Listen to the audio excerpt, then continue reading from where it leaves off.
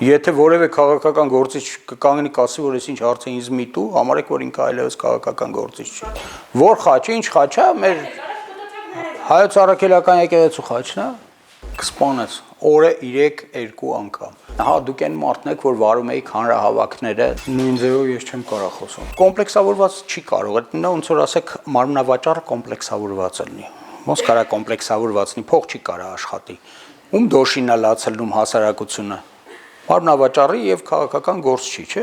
Առանց հումորի ոչինչ տեղից շարժել հասարակության մեջ հնարավոր չի։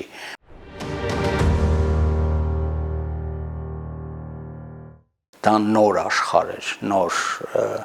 բացվող ոլորտներ էին։ Ավարտել եմ փիլիսոփայության ֆակուլտետը, փիլիսոփա-սոցիոլոգ եմ կրթությամբ,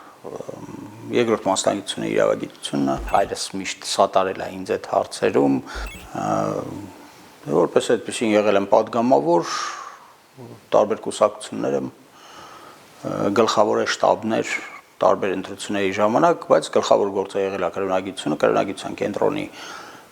հիմնադիրներից մեկն եմ, կրոնագիտության ամբիոնի համար ամենապայքարած անձանցից մեկն եմ, առաջին ամբիոնը կրոնագիտության խորհրդային միության ամբողջ տարածքով մեկ եղել է Երևանի պետական համալսարանում, դա մենք ենք բացել, ես դրա համար գնացել եմ, ասենք երկար բարակ բանակցություններից բացի նաև այն ժամանակ դրված էր, ասենք իդեոլոգիական խնդիրներ, այդ կազմակերպության առաջ հիշում եք, դա գաղափարաբանական իմպերիա էր խորհրդային միությունը եւ այնտեղ ստանալ այդպիսի այսպես ասենք արտոնություն շատ բարդ էր, բայց քանի որ Մոսկվայում կային բացառիկ հայեր, ասենք մակրո ղեկավար որպես ես միշտ ճանաչել եմ Խաչիկ Նշանի Մոմջանին, աշխարհահռչակ գիտնական սոցիոլոգների ասոցիացիայի բազմակի նախագահի տեղակալ, որի իրավունքը չունեին ընտրության, երրորդ անգամ նրան ընտրեցին իրավունքին դեմ։ Այդ աստիճանի մեծ համաշխարհային ազդեցություն ունեցող անձնավորություն էր եւ նրա ճնշման, ինչպես նաև այնտեղ եղածել ուրիշ հայեր էլ կային, ասենք եպիսկոպոսովը, Արաբողլին նույնիսկ եկավ եւ այդ մասնակցեց այդ դեբատներին եւ վերջին հաշվով մենք ստացանք այն ինչը որ անհրաժեշտ էր, այսինքն լուրջ գիտություն, կրոնագիտությունը եւ ոչ թե խարսխվել աթեիզմի վրա։ Գաղափարաբանականը աթեիզմն էր, աստվածամերժական էր, ինչին դեմ ա եղել, ասենք Հայաստանի մտավոր շերտը։ Մենք բոլորս տեսնում ենք, որ քաղաքական կազմակերպությունները այսպիսին են կուսակցությունները,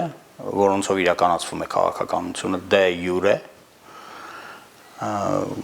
նրանք աստիճանաբար իջնում են, իսկ կրոնները չեն լքում իրենց դիրքերը, նրանք աներևակայելի մեծ ազդեցություն ունեն աշխարհի վրա։ Եվ դա սկսվել է դեռևս 1982 թվականից, երբ որ դրվեց հարցը հռոմեական ակումբի առաջ, կար այդպիսի մի բացառիկ ակումբ, որը այսպես կոչված քաղաքական նորաձևությունների եւ քաղաքական նոր ճանապարհի յուրօրինակ մոդելն էր կառուցում, 3 ինստիտուտներ ստեղծվեցին եւ այդ ինստիտուտները իրականացրեցին ապագայի հասարակության մոդելի քննարկում 85 թվերին նրանք ներկայացրեցին 3 մոդել, որոնց մեջ նշվում էր, որ համաշխարհային տնտեսությունը աստիճանաբար մոտեցել է համաշխարհային փոխթափանցման այն աստիճանին, որ մենք պետք է խոսենք աշխարհի միասնական մոդելից։ Այսինքն դա համաշխարհային էլիտաների ձգտումներ եւ առաջին փորձը ըստ էության ստանալ այդ մանրակերտը, մոդելը։ Այդ մոդելը ստացան եւ բոլորի մեջ գրված էր, որ առանց համաշխարհային կրոնների սատարման որևէ համաշխարհային մոդել իզորու չի ծավալվել։ Դրական արձագանք, ասենք, ընդհանրապես հասարակությունը հակված էր դրական դիտարկելու այդ ամենը, որովհետև դա նոր էր, դա վառ գույներով էր ներկված, հետաքրքրական էր, թափանցել էր արդեն մշակութային շերտ, ինչպիսին էին, ասենք, ֆիլմերը այդ ժամանակվա վերաբերվող, այսօր մի քիչ այնքան էլ, ասենք, դրանք պոպուլյար չեն, բայց այդ ֆիլմերը Բրյուս Լի, Բրյուս Լայ, չգիտեմ, այնտեղ գոյություն ունեցող Սաոլինյան համակարգի այս կամ այն դրսևորումները Լիլանդիա, Չինաստանի, ասենք, խոշորագույն կերպարներից մեկը։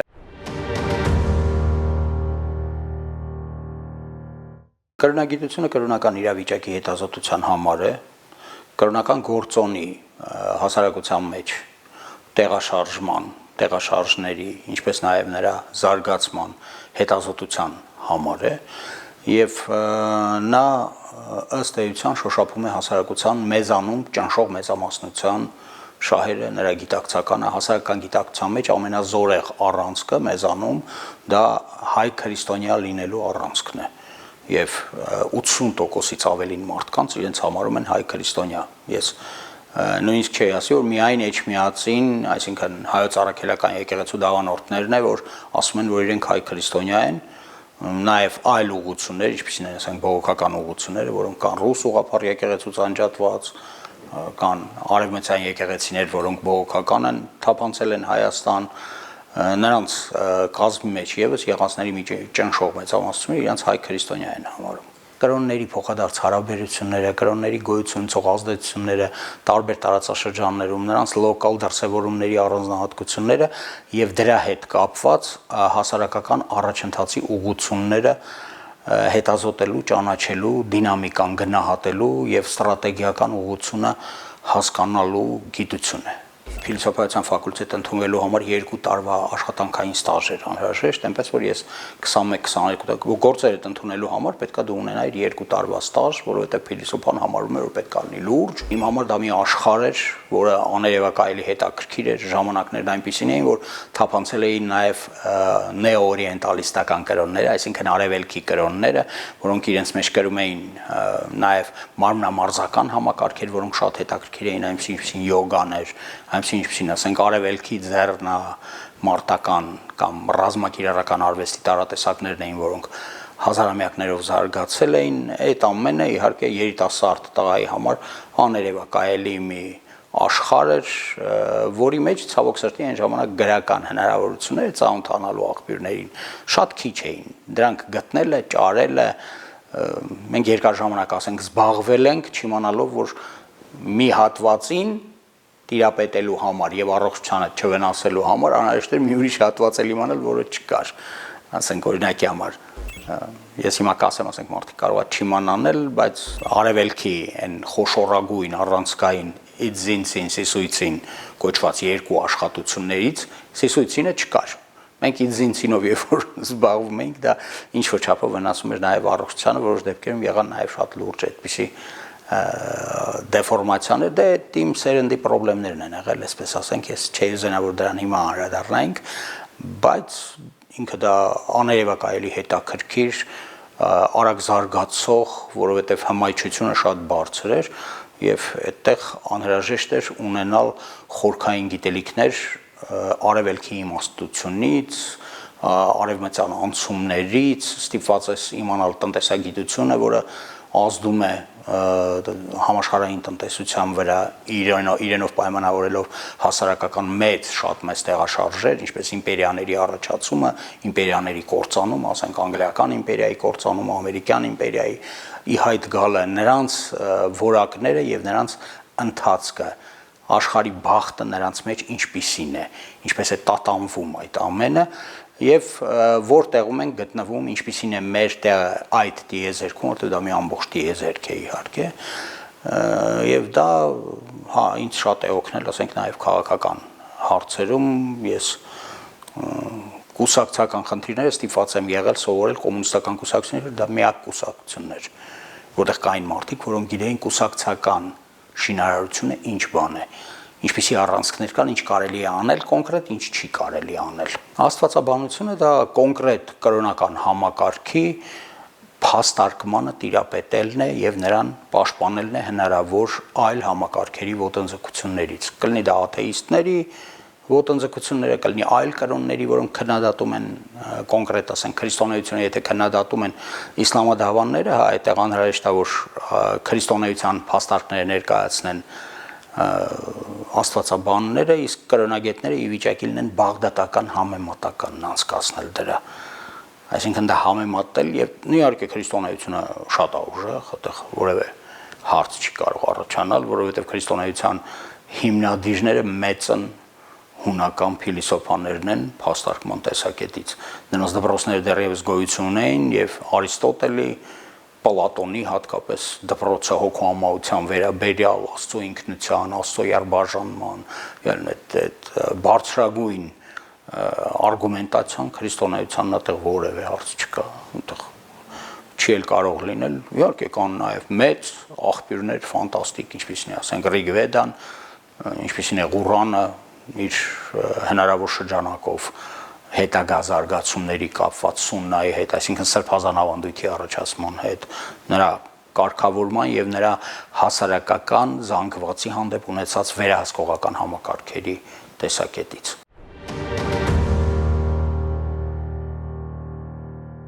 Մի անգամ հյուր եմ ունեցել շատ բարձր կրոնական հեղինակություն բողոքական եկեղեցուց։ Խորը անձնավորություն, որը Աֆրիկայում իսլամի դեմ ալիք կարողացել էր բարձրացնել, կասեցնել իսլամի իջնելը հարավ Աֆրիկայում, եզակի մի բան, էլի։ Ինքը առաջի անգամ էր գալիս Հայաստան, ծանոթացրեց, ուզում էր ուսանողների հետ շփվել, մշակութային գործիչների հետ շփվել, ամեն ինչի վրա կասկածում էր։ Գնալուց առաջ ինձ ասեց դուք դժբախտ ազգ եք, ես վեր թռա, լավ պատիվ ենք տվել, բան հայ ենք, մի մտածում ենք, բայց ինչի պիսես բան ասեր։ Նախ մտավ Էջմիածին ու հանձնվեց, ձեռքերը վեր բարձրաց, այս է, ես եմ, այդ ձեռքերը վեր բարձրացեց, այն ժամանակ դեռ Էջմիածինը վերանորոգացել չէր, ասեց էս։ Եթե այսպիսին լիներ եվրոպական եկեղեցիների վիճակը, քրիստոնեությունը անկում չէր ապրի Եվրոպայում։ Նայում ես ու դու շփվում ես առեղծվածի հետ։ Այդ առեղծվածն ահոր էստեղ կա։ Թե չէ, եթե պետք է լինի երգեհոնը, դե հիմա կգա սիմֆոնիկը 3 հատ երգեհոն կդնի։ 150 հատ էլ գործիք կնվագի։ Ինչ երգեհոն։ Եթե պետք է վիտրաժները լինեն, այն գունավոր պատոհանները, որոնք ֆենոմենալ են, լազերային շոուն գալու է կոտրի։ Եթե լինելու են բույրերը, որոնք մենք եկեղեցում ասում ենք, որ դրախտի բույրերն են փուրվարից դուրս եկած հոտերը, այդ խունկի եւ այլ բարեբույր հոտերը, կամայական կնոջ պայուսակը բացեցիր, պուասոնը դուրս քաշեցիր միջից, օծանելիքը։ Նրա վրա աշխատել են 500-ից ավելի սուպեր պրոֆեսիոնալներ եւ կամայական բույրին կծալեն։ Էսա, այդ առեղծվածը։ Իսկ ուսանողների համար ասեց դուք ուղղակի չափից ավելի լկտիացել եք։ Ձեր ուսանողների մեջ բյուրեղները, հազվագյուտ ուղեղի բյուրեղները այնքան շատ են, որ դուք չեք էլ նկատում։ Գիտության առումով ես սպասարկել եմ որպես կրոնագետ։ Ես համարում եմ առաջին հերթին մեր ազգային ինքնության հետ կապված կարևորագույն առանցքների կրոնագիտական հետազոտությունը։ Գլխավորները երկուսն են այդտեղ։ Առաջինը դա հայոց այբուբենը, երբևէ իրականացված չի եղել, ես փորձել եմ այն իրականացնել, եթե այդ հնարավորությունը կլինի, ես դեմ եմ, որ դա գրքերով լինի, դա պետք է լինի ֆիլմերով, մի քանի ֆիլմեր, որոնք հնարավորություն կտան բացել, ցույց տալու համար, որ հայոց այբուբենը դա աներևակայելի խորը մի երևույթ է, իր մեջ կրում է 1001 գաղտնիքներ, բայց քանի որ ինքը կրոնական գաղափարաբանության շրջանակում է ձևավորված, որտեղ այն ժամանակ ուրիշ գաղափարաբանություն չի ելի եղել, միայն կրոնագիտական հետազոտությունն է, որ ի վիճակի է պարզել նրա մեջ գոյություն ունեցող այն կարևորագույնը, որը մինչև այժմ գիտական հետազոտություններից դուրս է մնացել։ Այսինքն, որ ինքը չի կարող լինել առաջին այբուբենը հայոց, դա անվիճելի է, որ այդ այբուբենը թերևս ամենահինն է, նա ժամանակի հետ է ուղղակի կապված, որովհետև մարդու երկու հիմնական խնդիրները ժամանակը եւ տարածությունն են։ Ժամանակի հետ է կապված, որովհետև եթե ժամանակը հանկարծ որպես օրացույց մենք վերացնենք, մենք չենք կարողանա ապրել։ Մեր այբուբենի մեջ դրված է այդ ժամանակը եւ դրված է մեր կոդային խոսքը՝ հայք։ Ժամանակի սիմվոլը եղել է ռոմբը։ Այսինքն, երբ որ դուք բարձրանում եք գառն ու տաճարը, միհրի տաճարը, երբ որ բարձրանում եք աստիճանները, ձեր գլխավերևում հենց այդ ռոմբերն են մեխած ամենաբարձր տեղում։ Մենք արեգակնակենտրոն քաղաքակրթությունն ենք, ինչից ելնելով կրոնագիտական հետազոտություններ անհրաժեշտ։ Ես այն արել եմ, շնորհակալ եմ բոլոր նրանց, ովքեր ինչ-որ չափով օգնել են եւ որ հնարավոր է եղել ինչ որտեղ հաղթահարել գոյություն ունեցող դիմադրությունը նաև գիտական շրջանակներում, որովհետև մարդիկ ովքեր ինչ որ բաներ արել էին, բայց եղել են, ասենք, պատմաբաններ, բանասերներ, նրանք պատրաստ էին նաև քննարկել իմ հետ եւ գալ որոշ եզրակացությունների, որոնք մինչ այդ չկային։ Դրանք իմ ընկերներն են, էլի, ոչ մի խնդիր ես չեմ ունեցել, ասենք, այդ մարդկանց հետ քննարկելու ժամանակ, որովհետև կրոնագիտական հետազոտությունը ինքը այլ բնույթի երևույթ է եւ նա թափանցում է մինչեւ այսպես ասենք արքետիպային առանցքների խորքերը։ Նա է միայն այդ հնարավորություն տալիս։ Երկրորդը, որը ես էլի շատ կարևորում եմ, շատ եմ կարևորում, դա հայոց դյուցազներգության կրոնագիտական վերլուծությունն է։ Հայոց դյուցազներգությունը ինքը հասկանալի է, որ ինքը քրիստոնեական շերտից ավելի վաղ է եղել, շատ ավելի վաղ է, բայց քանի որ հետազոտողները հիմնականում շատ հարգելի իմ կողմից բանասերներ են եղել, այդ մարդիկ համարել են, որ այն ամենը, ինչ այդ շերտից հավաքվել է, այնքան խառն է, որ չարժի նրա մեջ մտնել։ Հա, կրոնագետը պետք է մտնի, որտեղ հենց այդ խառը իրավիճակը կրոնագետը կարող է միայն պարզել։ Եվ ամենազարմանալին իմ համար այդտեղ այն էր, որ երկար ժամանակ չէի հասկանում, թե այդ ոնց է որ Թումանյանի գրած Սասունցի Դավիթը ամենաաուտենտիկ տեքստն է դուրս գալիս։ Չէ՞ որ դա մեթագրությունից առաջ երկրորդ հազարամյակը էլի ամենակիչը եւ հանգարց ինչ որ Թումանյան ես հետո հասկացա, որ հիմնական պատճառը այդտեղ թերևս լինի այն, որ այն ժամանակ, երբ որ Թումանյանը եւ նրան շրջապատող այդ խոշորագույն մեր ռահվիրաները, ինչպես Ղազարո Սաղայան, Ավետիք Իսահակյան եւ մեր խոշոր այդ մտածողները, գրողները, իհարկե Ռաֆու գլխավորությամբ Հակոբ Մելիք Հակոբյանի, բարբերաբար լսել են այն մարդկանց, ովքեր ուղիղ գրողն են եղել, այն ժամանակ դեռևս ապրելիս են եղել մարդիկ, ովքեր դյուցազներգությունը գիտեին։ Ով քնած եք, արթուն կացեք, ով արթուն եք, ելեք կեցեք, ով կեցել եք, զենք կապեցեք, զենք եք կապել, ձիթամբեցեք։ Այս 4 բանը համաշխարհային քաղաքակրթության խոշորագույն բարոյական համամարտկային առանցքի մասին են խոսում։ Այսինքն ես չեմ եկել նենք սպանություն անեմ, քնած մարդ չեմ սպանելու։ Վեր կացեք բոլորդ, որովհետև եկել եմ ես նենք սպանություն չեմ անելու, իմ քերին էլ եկել է, հա Թորոսը եկել է, ասել է, որ չի լինելու այդ սպանությունը, ես այդտեղ մտածում եի, որ վերջի երկուսի տեղերը Թումանյանը խառնել է։ Այսինքն ով քնած եք, արթուն կացեք, ով արթուն եք, ելեք կեցեք, նշանակում է վեր կացեք, տեղն եկեք, որովհետև եթե դուք վեր եք կացել նոր եւ ես ձեր վրա հարձակվել եմ, օրգանիզմի ռեակցիաները բավարար չեն ձեզ ինքնապաշտպանություն ապահովելու համար։ Էդ էլ պետք է անցնի, նոր ես հարձակվեմ, որտեվ ես արևի ինտերիալն եմ, ես չեմ կարող նենք սպանություն անել։ Եվ դրան հաջորդողը ես համարում եմ, որ խառնել է։ Ոչ մեկը զենքը չի կապում, նոր գնում զինթամբի։ Պետք է զինթամբես, հետո զենքը կապես։ Այստեղ առաջ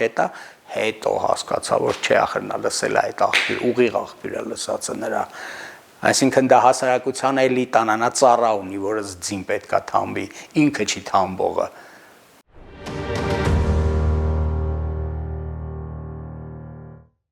Շատ ծանր եմ տանում, որ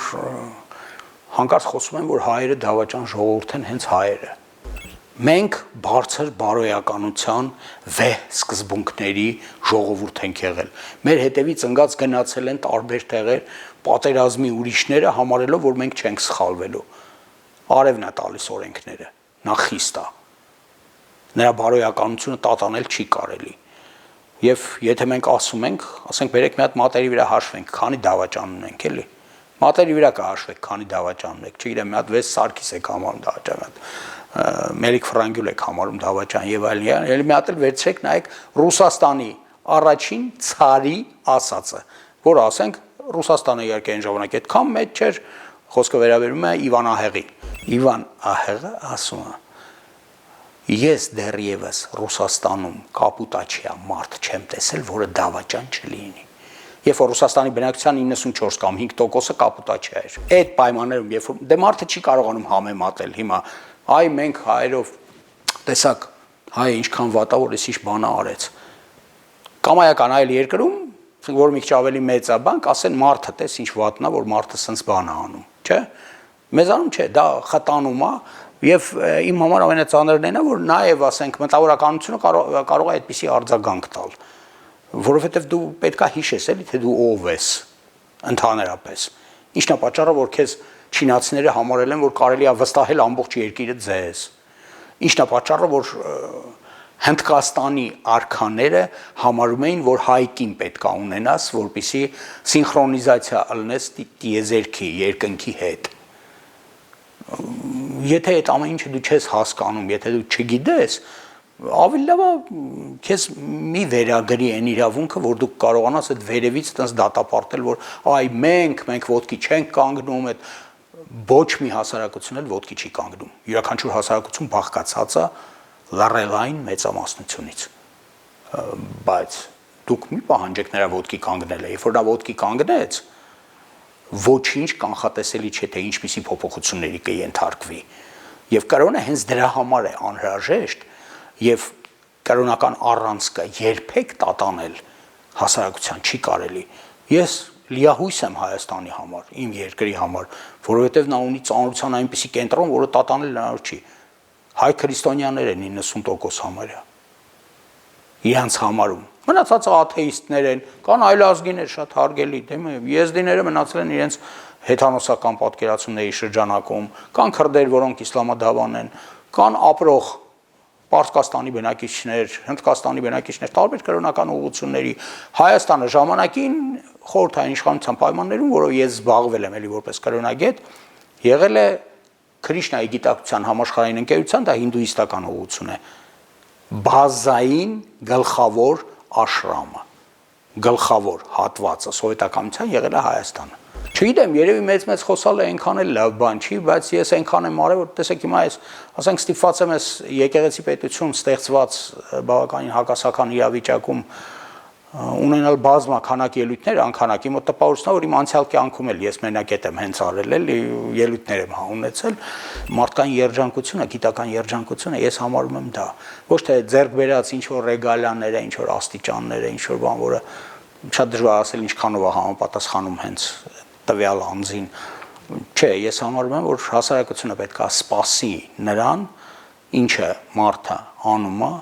եւ դա մեծ երջանկություն է, որ ինքը անում է դա սիրով։ Այնքան ժամանակ, քան դեռ ես սիրով կանեմ այդ ամեն ինչը, ինչը որ ես անում եմ, այդքան ժամանակ ես համարում եմ, որ իմ ապրելը, գործելը, գործունեությունը գիտական թե հասարակական իմաստ ունի։ Նույնիսկ այն խավար տարիներում, բան, երբ որ նույնիսկ դասի գալը բարդ էր, ես հիշում եմ, էլի ես դաս էի տալիս, դա ինձ բարձրացնելու համար չեմ ասում, ես ուսանողների համար եմ ասում, էլի ուսանողների մասին ոչ մեկը թե ոչ ման չասում, ես լավ գիտեմ այդ, որովհետև 40 տարի է դաս եմ տալիս Երևանի պետական համալսարանում, եթե որևէ մեկը հանգարց կասի, դա ես հանցանք եմ համարում, որտեղ դե մենք հա ինչ ենք էլի, դպրոց չկա, խորտակվել է, հա, դպրոցի վիճակը լավ չի, բան չեմ ասում։ Ամեն անգամ ինձ թվում է, որ սեպտեմբերի 1-ը սա կսկսվի, գան այդ երեխեքը բացարձակ տգետ եւ ինչ պետք է ես իրանց ասեմ, էլի դատարկ աչքերի մեջ նայելով։ Հուպ։ Հավատացնու ամեն անգամ ինձ 3 քայլի մեջ մատ են անում։ Ցույց են տալի, որ գենետիկան հնարավոր չի ծալել ու դեն շպրտել։ Հա հայերը կանգնած էին Վենետիկի շուկայում եւ մենակ իրանք էին, որ ձեռքերը պարզած կանգնած էին շուկայում եւ իրանց մոտենում էին, ասում էին բարդ հաշիվներ, սրանք մատերի վրա բոլորի աչքի առաջ հաշվում էին, ոչ մեկ չէր հասկանում, այդ ոնց էին հաշվում ու ասում էին, էսա արդյունքը։ Հա, եթե սերնդեսերունդ այդ մարդիկ մաթեմատիկան այդ մակարդակի վրա իմացել են, այդ գեներում պետք է նստած լինի, թե չէ։ Գենետիկան ի՞նչ է։ Դա սեղմված կենսափորձ է։ Կենսափորձը մեր ժողովուրդը անհիշելի ժամանակներից ունեցել է, կրել է եւ բերել է, նա չի վերջանալու երբեք, նա շարունակվելու է։ Կգնան Չինաստան, միշտ կերևա որ այդ հայերն են։ Կգնան Անգլիա սովորելու, կգնան Գերմանիա սովորելու։ Նրանց մեջ կան բյուրեղներ, որոնք բնության մեջ հակառակորդներ չունեն։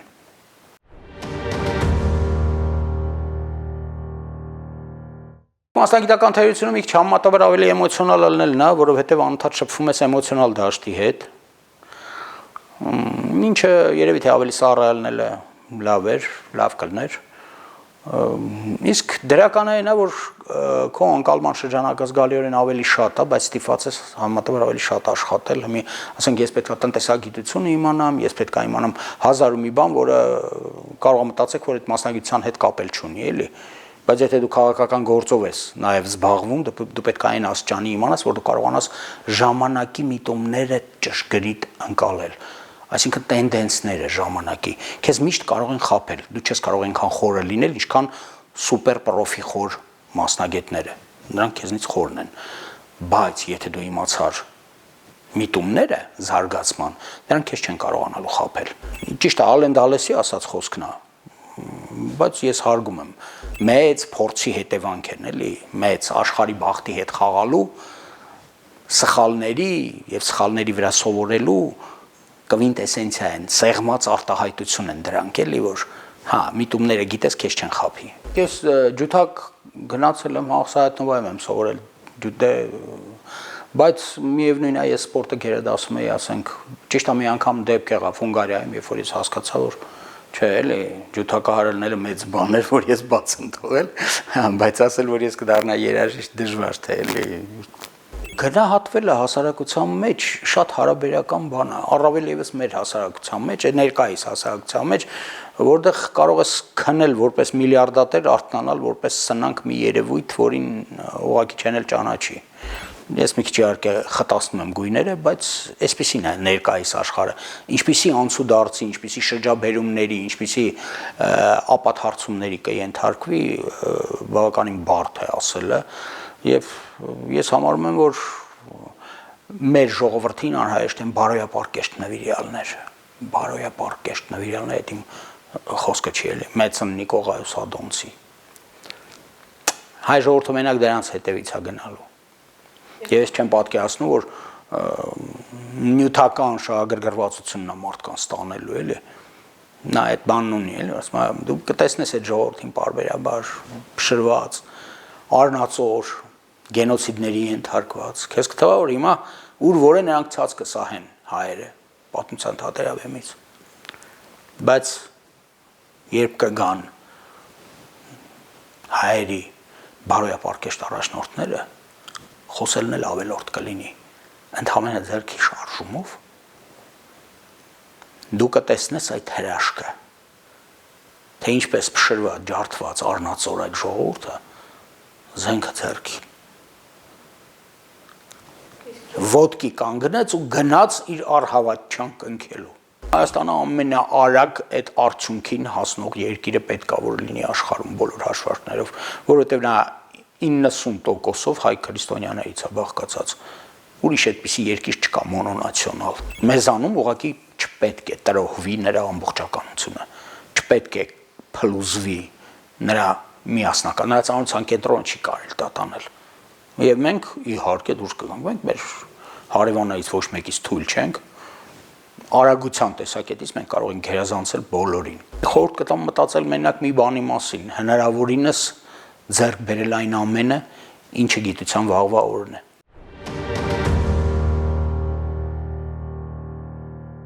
Մարդը միշտ ի վիճակի լինի անել այն,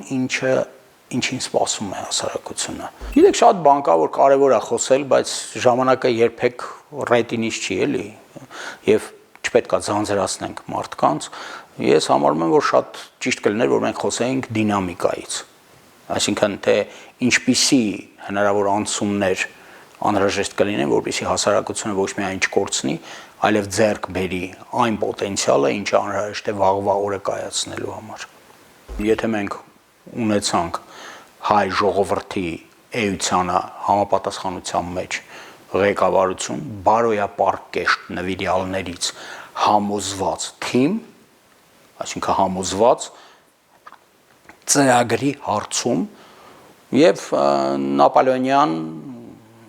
այսպես ասած, գործի կարգավորման շրջանակներում շատ ունիկալ է, ես ինչքան ուսումնասիրել եմ, միշտ փշաքաղվել եմ, էլի թե ոնց է կարողացել ընկալել այդ ժամանակներում այն ամենը, ինչը հնարավոր չէր տեսնել, էլի, գիտեք, այդպես մի բան կա, չէ, սահմանում կա, ինչա տաղանդ եւ ինչա հանճար։ Ու տաղանդը դա նա է, ինչը որ դու հա տեսնում եք, բոլորդ, ոչ մեկը չի կարողանում լուծել։ Մեկը գալիս է եւ լուծում է։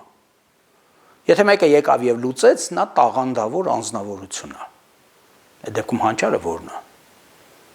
Դա նա է, ով գալիս է, ոչ մեկը չի տեսել,